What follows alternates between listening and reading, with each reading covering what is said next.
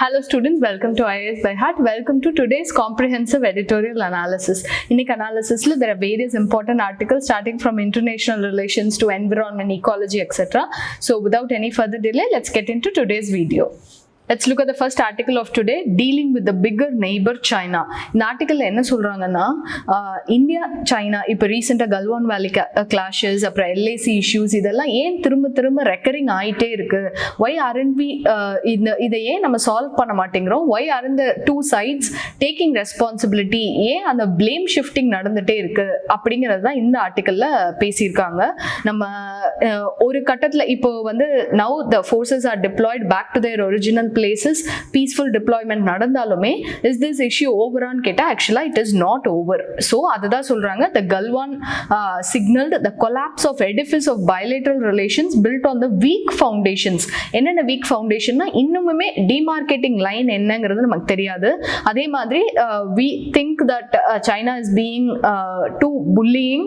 அதே மாதிரி China thinks India is being the big brother of the Indian subcontinent. அப்படி இருக்கும்போது இந்த clash of titans நடக்கும்போது who will overpower who அப்படிங்கிற ப்ராப்ளம் தான் போயிட்டே இருக்கு. இது கிளாஷ் ஆஃப் ஈகோன்னு கூட சொல்லலாம். அந்த மாதிரி போயிட்டு இருக்கிறதுனால this problem is not getting solved. நம்ம இப்போ இந்த டிப்ளாய்மெண்ட்டே நடந்திருக்கு. people are going back to their original places. Pangong Tso Lake is again peacefully brought up ன்னு நம்மளால ஒரு கன்க்ளூஷன் வந்துட முடியாது, because this is not the solution. Measures to strengthen peace and tranquility and confidence building in the border areas had obviously been rendered obsolete and inadequate as armed confrontation replaced a flimsy structure of peaceful coexistence.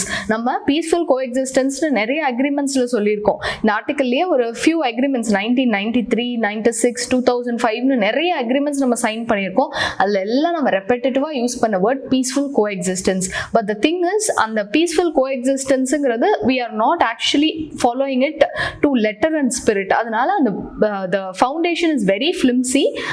அந்த flimsy foundation break ஆகும்போது Galwan valley clash, death of few soldiers அதெல்லாம் நடக்குதுன்னு சொல்றாங்க. இதுல they are giving us a few agreements. For example 1996, 2005, 12, 13 இந்த agreements எல்லாத்துலயுமே வந்து what we want is India needs a peaceful China, China needs a peaceful calm India. இது எல்லாமே நடக்கிறதுக்கு நம்ம என்ன பண்ணியிருக்கணும் அப்படிங்கிறது சொல்றாங்க. இதை வந்து நம்ம ஆக்சுவலா ஒரு mains ஆன்சர்ல how we could have stopped this issue இல்லனா what is the way forward in India China bilateral relations அப்படி கேட்டாங்கன்னா இந்த 10 pointsல you can write at least 5 points which are relevant. Let's look at the first point. Boundary question should be resolved peacefully. அதாவது first of all நம்ம what is the demarcating boundary, அது எந்த கண்ட்ரியோடலாம் நம்ம அந்த clear demarcation இல்லையோ அந்த கண்ட்ரியோடலாம் கண்டிப்பா will face issue. India and Bangladesh we don't face boundary issues because it's clearly demarcated. அந்த enclaves exchange அந்த மாதிரி எல்லாம் நடக்குமே தவிர boundary disputes அப்படின்னு நடக்காது. River dispute we have Teesta river dispute, but that is not a boundary dispute. So the first thing we have to do is resolve the boundary issue. Second one, neither side would use or threaten the use of force against other by any means. முதல்ல force use பண்றத we should stop. We should go for dialogue resolution. அதை விட்டுட்டு armed forces-ஐயோ இல்ல ஆர்மியோ நம்ம involve பண்ணோம்னா கண்டிப்பா use of force will become necessary at one point or another. This person says the other person provoked and vice versa. So we should make sure that the use of force is minimized. We should respect and observe the line of actual control. At least அந்த boundary agreement வர முடியலையா, we have a line of actual control, we should at least respect that. They would jointly check and determine the segments of LAC where they had different views as to its alignment and further.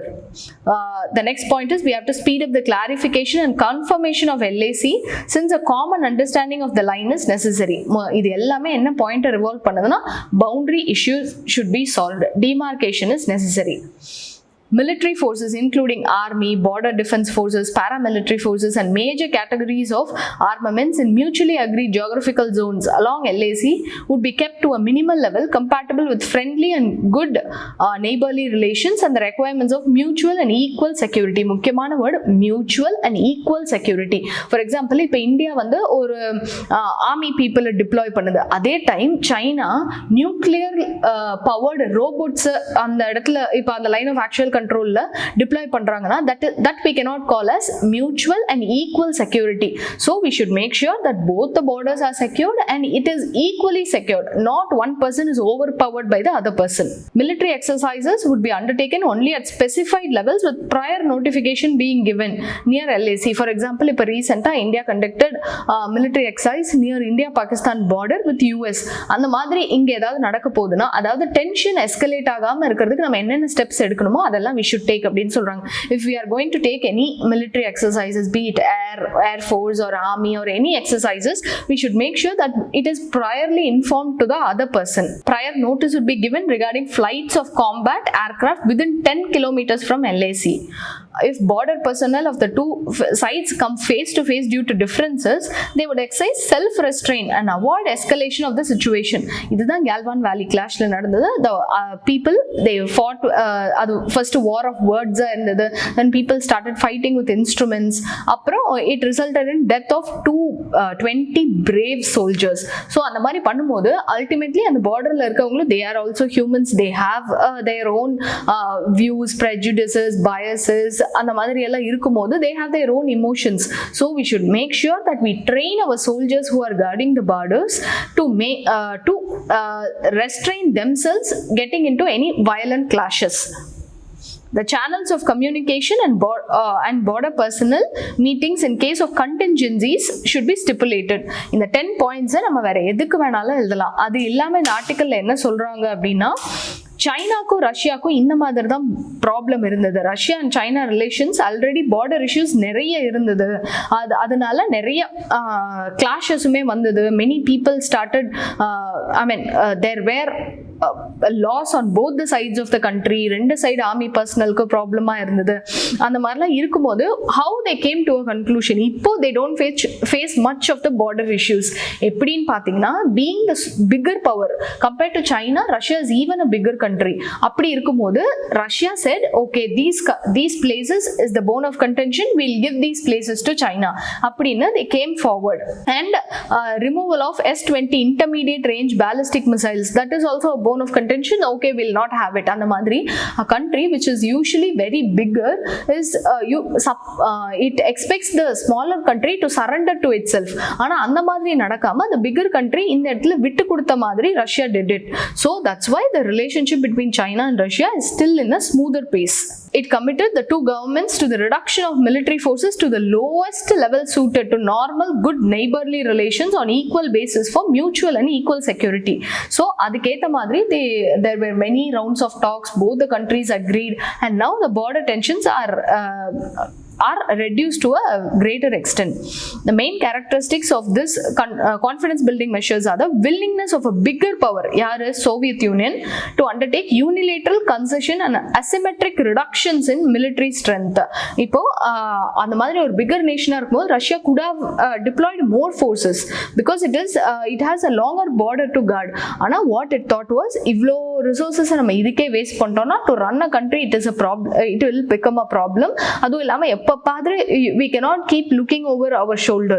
So what we shall do is we should make sure that the confidence is built. There is not many places where there are bone of contention or என்ன சொல்றது கருத்து வேறுபாடு இருக்க மாதிரி places எல்லாம் it is not there, and we should make sure that both we enjoy confidence of each country. அப்படின்னு they came to a solution.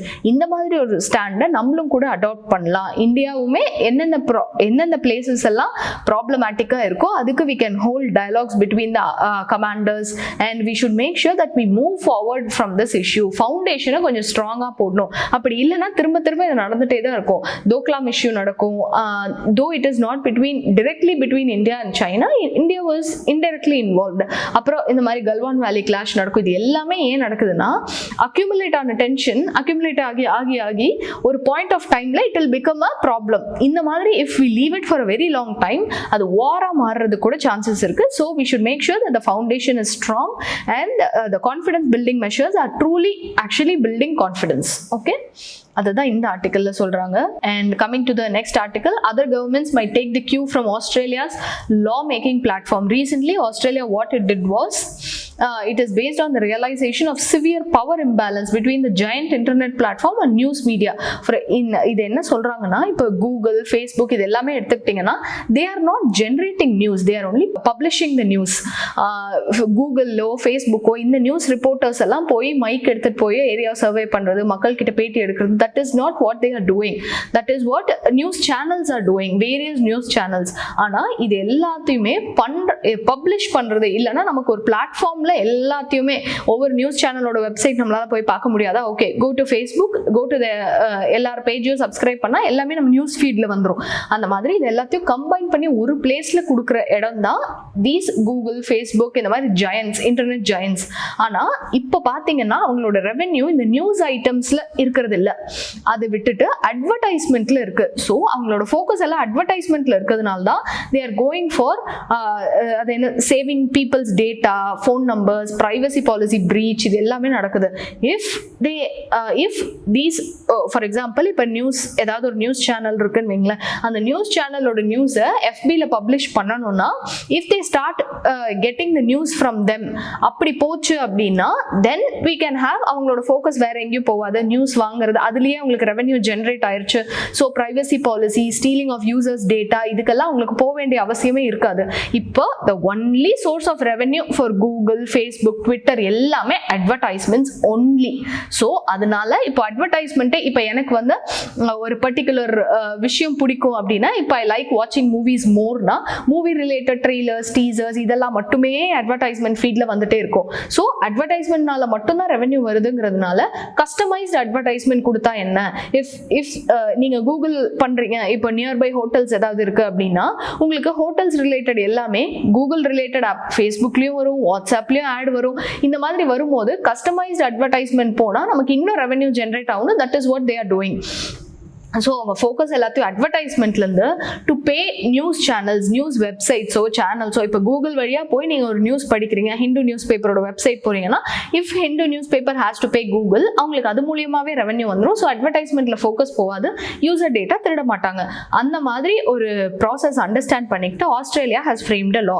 இதை நம்ம நாட்டுக்கும் நம்ம இதை பண்ணால் என்ன அப்படின்னு இந்த எடிட்டோரியலில் டிஸ்கஸ் பண்ணியிருக்காங்க. What are the pros, cons, what we can do, இந்த இம்பேலன்ஸை எப்படி நம்ம டேக்கிள் பண்ணலாம் அப்படிங்கிறத சொல்றாங்க.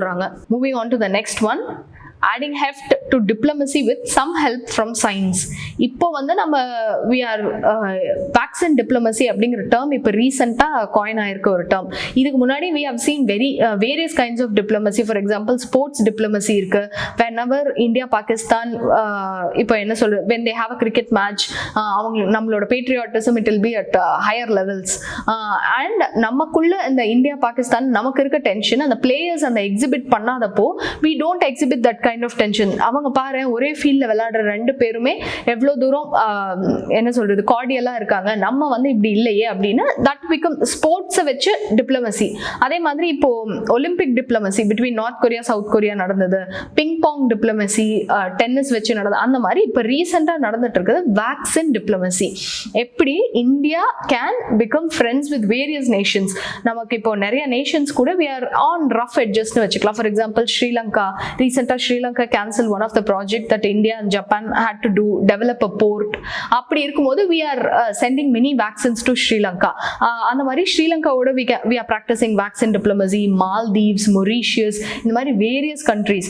ஸோ எப்படி நம்ம சயின்ஸை யூஸ் பண்ணி டிப்ளமேட்டிக் ரிலேஷன்ஸ் அண்ட் இன்டர்நேஷனல் ரிலேஷன்ஸை டெவலப் பண்ணலாம் அப்படிங்கிறதா இந்த வேக்சின் டிப்ளமசின்ற நம்ம காயின் பண்ணியிருக்க டேர்மோட மீனிங். இந்த மாதிரி நம்ம பண்ணும்போது இந்த கொரோனா டைம் நமக்கு இன்னொரு விஷயம் என்னத்தை ரொம்ப ஸ்ட்ராங்கா உணர்த்தி இருக்குன்னு பார்த்தோம்னா we have to spend more and more on research development. Science and டெக்னாலஜியோட இம்பார்ட்டன்ஸ் என்னன்னு நமக்கு புரிஞ்சிருக்கு. ஃபார் எக்ஸாம்பிள் நம்ம Serum Institute, that is indigenous institute, Bharat Biotech லேபும் இண்டிஜினஸ். சீரம் இன்ஸ்டியூட் யூகேவோட ஆக்ஸ்ஃபோர்ட் யூனிவர்சிட்டியோடய ஒரு பாண்ட் போட்டு we are developing a vaccine, Covishield, Covaxin, இந்த மாதிரிலாம் நம்ம டெவலப் பண்ணும்போது நம்மளோட சயின்டிஃபிக் ப்ரோனஸ் ப்ரொவஸ் இந்த வேர்ல்டில் எவ்வளோ தூரம் இருக்கு அப்படிங்கறத நம்ம ப்ரூவ் பண்றதுக்கு ஒரு ஆப்பர்ச்சுனிட்டி மாதிரி இது கிடைச்சிருக்கு. இந்த டைமை யூஸ் பண்ணிட்டு the amount India spends on research and development, which is less than 1% of GDP, அதை we should increase at least 2% of GDP க்கு நம்ம அதை மாத்தணும். 1.5%. இஸ்ரேல்லாம் it spends about 3 to 4% GDP if I'm not wrong. அந்த அளவுக்கு நம்ம spend பண்ணோம்னா தான் இந்த டைம்ல இந்த மாதிரி வேக்சின் இல்ல சயின்டிபிக் டெவலப்மெண்ட் அந்த மாதிரி ஏதாவது ஒரு ஃபீல்ட்ல India can become a leader. So that இந்த வேக்சின் டிப்ளமசி ஸ்டார்ட் பண்ணி we can go on sharing tech transfer அந்த மாதிரி various கண்ட்ரீஸ்க்கு we can make them understand India how important India is to them அப்படிங்கறத நம்ம அண்டர்ஸ்டாண்ட் பண்ணலாம் அப்படிங்கறத இது சொல்லியிருக்காங்க. The ongoing COVID-19 crisis has presented the country a unique space to mainstream science and technology in its domestic and foreign policies. It is now up to India's decision makers to conclusively convert this crisis to an opportunity. I have told you many times that a good government does not waste a good crisis. இப்போ எப்படி corona வந்து ஒரு கிரைசிஸா மாறுச்சோ இந்த கிரைசிஸை use பண்ணி நம்ம எப்படி digital push எஜுகேஷன்ல கொண்டு வந்திருந்தோம், இந்த அளவுக்கு டிஜிட்டல் புஷ்ஷை நம்ம எஜுகேஷன் செக்டார்ல கொண்டு வரணும்னு போயிருந்தோம்னா அட்லீஸ்ட் நமக்கு ஒரு 6 or 7 years ஆயிருக்கும். ஆனா அதை எப்படி இந்த ஷார்ட் டைம்ல we achieved it. அதுலயுமே there were நிறைய flaws. We saw that in yesterday's article, but the thing is we achieved it to some extent. அதே மாதிரி இந்த crisis யூஸ் பண்ணி we should make sure that our science and technology, our research and development is mainstreamed அப்படிங்கறத இந்த ஆர்டிகல்ல சொல்றாங்க. You can just have a look at the highlighted portions of this article. Moving on, next article it talks about sedition lies in the effect, not in the content. அதாவது இப்போ sedition, we know that article அதாவது section 124A it talks about sedition. இப்போ ரீசெண்டா many people, Disha Ravi 21-year-old activistல ஆரம்பிச்சு many farmers are booked under sedition.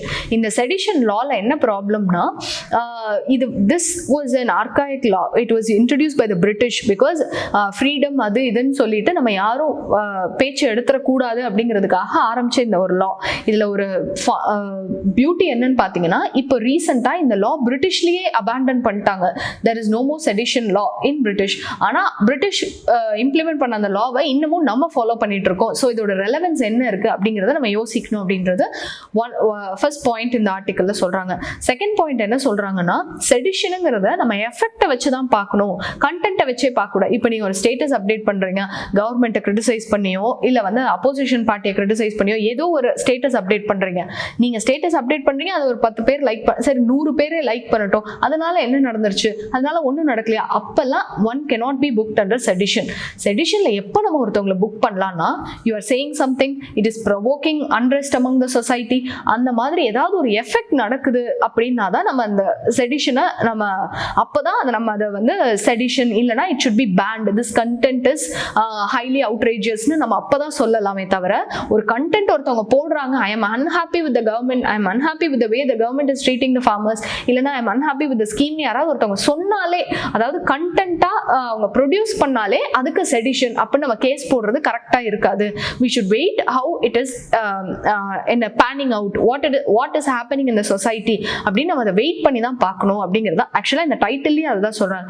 Sedition lies in the effect. ஏதாவது ஒரு effect நடக்குது, ஒருத்தவங்க சொல்லி ஒரு எஃபெக்ட் நடந்துருச்சு, there is unrest among the society, people got provoked because of that அப்படின்னா மட்டும்தான் we should impose sedition. section 124A நம்ம அப்பதான் இம்போஸ் பண்ணுமே தவிர we should not make sure that ஒரு content publish ஆனாலே this publication should be banned, nobody people should be arrested, it has hurt the feelings of the people, நம்ம அப்பவே அதை claim பண்ணக்கூடாது அப்படின்னு சொல்றாங்க. Sedition is a powerful tool in the hands of the state to maintain peace and order in the society. However, it cannot be invoked to quieten the disquiet under the pretense of muzzling the miscreants. அதாவது நாங்க சொசைட்டியை பீஸ்ஃபுல்லா பாத்துக்கிறோம், இவங்கெல்லாம் இந்த மாதிரி status அப்டேட்டோ இல்ல வந்து provoke பண்ணியோ மக்களை வந்து திசை திருப்ப பாக்குறாங்க அப்படின்னு ஒரு இது நடந்துருமோ அப்படின்னு ஒரு அப்ரிஹென்ஷன் பேசிஸ்ல we should not file people under sedition case அப்படிங்கறதையும் சொல்றாங்க. Rather than asking those with a different view to prove their nationalism, let us prove ours by respecting the principles of justice. அதாவது இப்போ வந்து நம்ம WhatsApp ஃபார்வர்ட்ஸ்லயே கூட வந்திருக்கோம், நீங்க வந்து இந்தியனா இருந்தா இந்த மெசேஜை ஃபார்வர்ட் பண்ண, அந்த மாதிரி இந்த மாதிரி சின்ன சின்ன விஷயத்துல we don't have to prove our nationalism, patriotism etc. we can prove that by following our fundamental duties. நம்ம 11 fundamental duties ஃபாலோ பண்ணீங்கனாலே you are a person who is very patriotic, who என்ன சொல்றது, who respects our country, our principles, etc. அதுல என்ன சொல்வாங்க, we should treat women with dignity, we should respect each other's vision, அந்த மாதிரி எல்லாம் இருக்கும். So நம்ம அதெல்லாம் ஃபாலோ பண்ணாலே இது போதும். we should not go and keep on asking people to prove their nationalism, patriotism prove பண்ணுங்க, இந்த group of people நீங்க அடிச்சீங்கன்னா தான் நீங்க patriot அப்படிலாம் யாராவது சொல்றாங்கன்னா that is not at all patriotism. We should not fall prey to that அப்படின்னு சொல்றாங்க. The only toolkit we need is our constitution and the principles it enshrine to protect the citizens' freedom, life, liberty. அதாவது இப்போ நீங்க ஏதாவது ஒரு இந்த நாட்டுக்கு நான் இப்போ பண்றது நல்லதுதான், நான் இந்த போராட்டம் பண்றது நல்லதுதான் அப்படின்னு நீங்க நினைக்கிறீங்கன்னா then do it as per the constitution. Make sure that you assemble without any arms. The protest is not affecting other sections of the people. We are not என்ன சொல்றது, defaming the other people. அதாவது ஒரு community should not work against other community. அந்த மாதிரிலாம் இல்லாம நம்ம follow பண்ண வேண்டிய இந்த டூல் கிட் அப்படிங்கிற டேர்ம் தான் இப்போ ரீசெண்டா ரொம்ப ட்ரெண்ட் ஆயிட்டு இருக்கு. நம்ம ஃபாலோ பண்ண வேண்டிய ஒரே டூல் கிட் என்னன்னா இந்தியன் கான்ஸ்டிடியூஷன். அண்ட் நம்ம ஃபோர் ஃபாதர்ஸ் அது ரொம்ப யோசிச்சு they have designed the constitutions. அந்த டிசைன் நம்ம ஃபாலோ பண்ணாலே we are respecting them அப்படிங்கிறதா இந்த ஆர்டிகிளோட gist. We must learn to live together as brothers or perish together as fools. ஒன்னு நம்ம ஒன்னா வாழ கத்துக்கணும், இல்லைன்னா எல்லாருமே கொஞ்ச நாள் அழிஞ்சிருவோம் அப்படிங்கிறதா மார்ட்டின் லூதர் கிங் சொன்ன ஒரு ஃபேமஸ் சேயிங். அதை சொல்லி இதை கன்க்ளூஷன்ல முடிச்சிருக்காங்க. You can use this quotes even in your essay. The next one, this article, இதுல என்ன சொல்றாங்கன்னா how animal husbandry can provide an alternate kind of income to the farmers. Farmersனா why should they always depend on monsoons, government schemes, insurance policy, crop?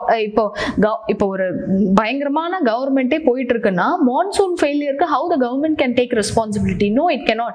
எந்த கவர்மெண்டா இருந்தாலும் சரி, இப்போ அப்போசிஷனா இருக்கதா இப்போ ruling எந்த கவர்மெண்ட்டுமே it cannot be responsible for monsoon, cyclone, etc. அப்படி இருக்கும்போது நம்ம ஃபார்மர்ஸ்க்கு த அதர் சோர்ஸ் ஆஃப் இன்கமா நம்ம அனிமல் ஹஸ்பண்ட்ரியை டெவலப் பண்ணி கொடுக்கணும்.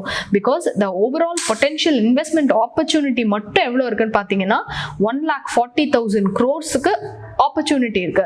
பிகாஸ் இப்போ அனிமல் ஹஸ்பண்ட்ரின்னு எடுத்துக்கிட்டிங்கன்னா the maintenance is actually very very minimal compared to others. For example இப்போ ரைஸ் கல்டிவேட் பண்ணோம்னா அதுக்கு எவ்வளோ இருக்கு, வாட்டர் வேணும், ப்ராப்பர் ஃபர்டிலைசர்ஸ் இருக்கணும், பெஸ்டிசைட்ஸ் இருக்கணும், கரெக்டான டைம்ல ஹார்வெஸ்ட் பண்ணணும், ஹார்வெஸ்ட் பண்ணதுக்கப்புறம் டிரான்ஸ்போர்ட்டேஷன், அது இது நிறைய இருக்கு. ஆனால் அனிமல் ஹஸ்பண்ட்ரி எடுத்துக்கிட்டிங்கன்னா there is only minimal input. ஒரு ஹே போட்டால் கூட cow gives us milk, அந்த மில்க் ப்ராசஸிங் யூனிட் எடுத்துட்டு போகலாம். இல்லைன்னா India is one of the largest consumer of milk directly. அந்த மாதிரி போகும்போது there is a huge opportunity in animal husbandry sector. நம்ம ஏன் இன்னும் அந்த ரிசோர்ஸை டேப் பண்ணல அப்படிங்கறத இந்த ஆர்டிகல்ல சொல்லியிருக்காங்க. Animal husbandry and dairy sector collectively employs more than 100 million people. Since the bulk of establishments are concentrated in rural India, socio-economic relevanceமே இதுக்கு ரொம்ப அதிகமா இருக்கு. ஸோ நம்ம எவ்வளோக்கு எவ்வளோ அக்ரிகல்ச்சருக்கு எவ்வளோ ஸ்கீம்ஸ் கொண்டு வரமோ அவ்வளோக்கு நம்ம அனிமல் ஹஸ்பண்ட்ரிலையும் கொண்டு வந்தோம்னா people will start moving towards that. இப்போ எப்போவுமே நம்ம மான்சூன்ஸு இல்லைன்னா வேற ஏதாவது ஒன்று நம்ம சுகர் கேன்லாம் வாட்டர் இன்டென்சிவ் கிராப்ஸ் அதெல்லாம் நம்ம போடும்போது it is bad for the soil, bad for the farmer and it is very much இப்போ அது ஒழுங்கான ஹார்வெஸ்ட் நடக்கல அப்படின்னா எனிதிங் கேன் ஹேப்பன். அப்படியெல்லாம் இருக்கும்போது why don't we go to animal husbandry sector? First of all, input cost ரொம்ப கம்மி.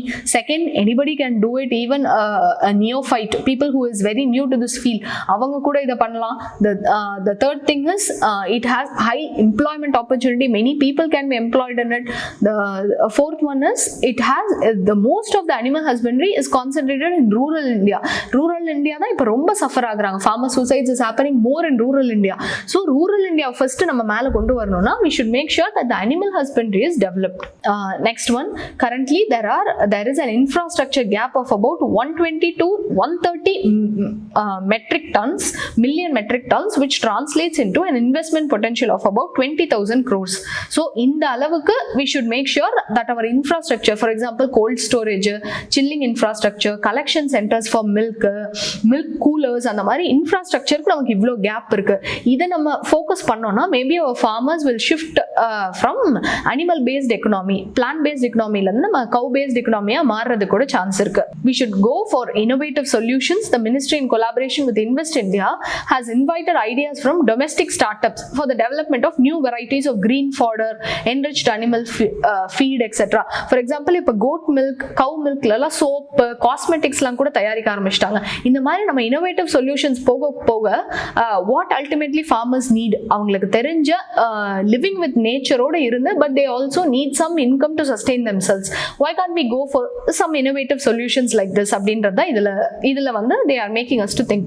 They are not only economic but nutritional benefitsமே இருக்கு. For example, இப்போ poultry develop பண்றாங்க. midday meal schemeல every children is given one egg அப்படின்றத நம்ம if we have a very well developed poultry sector நம்ம இதை கண்டினியூஸா ஃபாலோ பண்ணும்போது சின்ன குழந்தைங்களுக்கு நம்ம எக் மில்க் எல்லாம் எடுத்துக்கிட்டீங்கன்னா they are completely balanced diet. They have equal amounts of protein, vitamins, fat எல்லாமே இருக்கு. ஸோ இதனால நம்ம எய்மா குபோஷன் முக்த் பாரத், அதாவது மால் நியூட்ரிஷன் முக்த் இந்தியா, இதையுமே நம்ம அச்சீவ் பண்றதுக்கு இது ஹெல்ப் பண்ணும். ஸோ அனிமல் ஹஸ்பண்ட்ரியில நமக்கு இவ்வளோ ப்ராஸ்பெக்ட்ஸ் இருக்கு. why aren't we concentrating on it? boosting our poultry segment output, efficient and quality, இது எல்லாமே இம்ப்ரூவ் ஆகும். India is the 4th largest chicken meat producer and 2nd largest egg producer in the world. So நம்ம எக்ஸ்போர்ட்ஸுமே இதுல இருந்து focus பண்ணலாம். அதனால நம்ம ரெவென்யூமே increase ஆகும். We also know that the chicken meat provides cheapest source of protein per unit.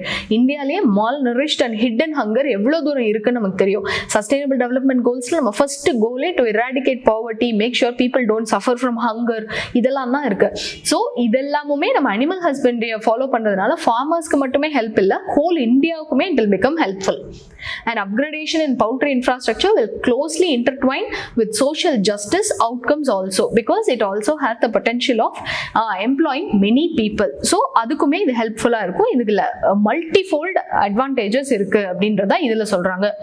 And I would advise you to have a look at this data point article. எவ்வளோ தூரம் high income states and low income states இது ரெண்டுலையுமே ஆக்சிடென்ட்னால எவ்வளோ problems வருது, எந்தெந்த state, for example இப்போ பீகார்லாம் எடுத்துக்கிட்டிங்கன்னா the survival rate of low income household victims from Bihar and UP ரொம்ப கம்மியாக இருக்குது. பிகாஸ் லோ இன்கமாக இருந்தால் என்ன, ஏதாவது ஒரு கவர்மெண்ட் ஹாஸ்பிட்டல் போவாங்க. கவர்மெண்ட் ஹாஸ்பிட்டலில் இந்த ட்ரீட்மெண்ட் மோஸ்ட்லி இட் இஸ் அது என்ன சொல்லுது, ஒரு 60-70% தான் ஓகேயா இருக்குது. So the people who are surviving car crash இல்லை ஏதாவது ஒரு ஆக்சிடென்ட்டாக இருக்கட்டுமே, high income household people have high chances of survival. இந்த மாதிரி ஒரு சாதாரண கார் கிராஷில் எவ்வளோ தூரம் எக்கனாமிக்ஸ் இஸ் இன்வால்வ் அப்படிங்கிறது உங்களுக்கு இதில் புரியும். So have a look at this article. So that's all for today's articles. We have come to the end of this video. I hope this session was useful. We'll meet tomorrow for another comprehensive editorial analysis. Thank you.